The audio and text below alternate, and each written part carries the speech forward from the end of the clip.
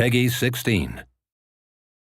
In 1983, amongst a wave of popular anti-heroes, vigilantes, and animalistic mercenaries, artist Keith Giffen and writer Roger Slifer introduced the world to a brand new villain in their popular Green Lantern spin-off, Omega Men.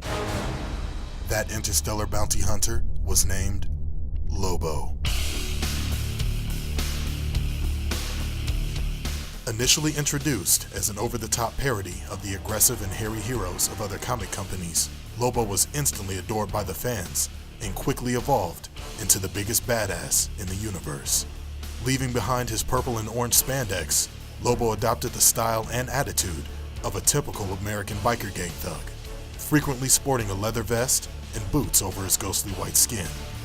When you got Lobo on your team, who needs Superman?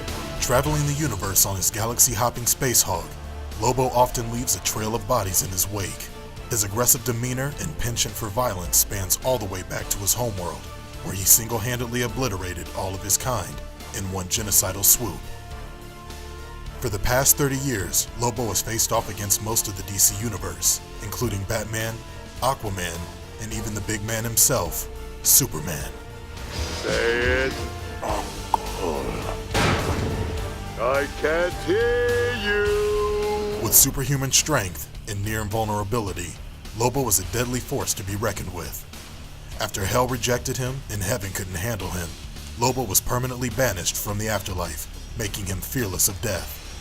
Lobo was also an expert in multiple forms of armed and unarmed combat, keeping his favorite weapon, a large chain with a devastatingly large hook at the end of it, always at arm's length.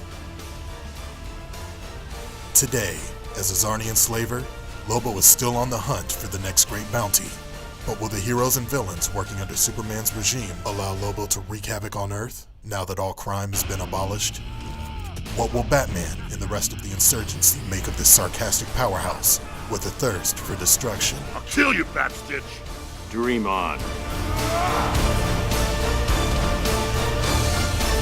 Find out as Lobo enters the fight, only in Injustice, Gods Among Us.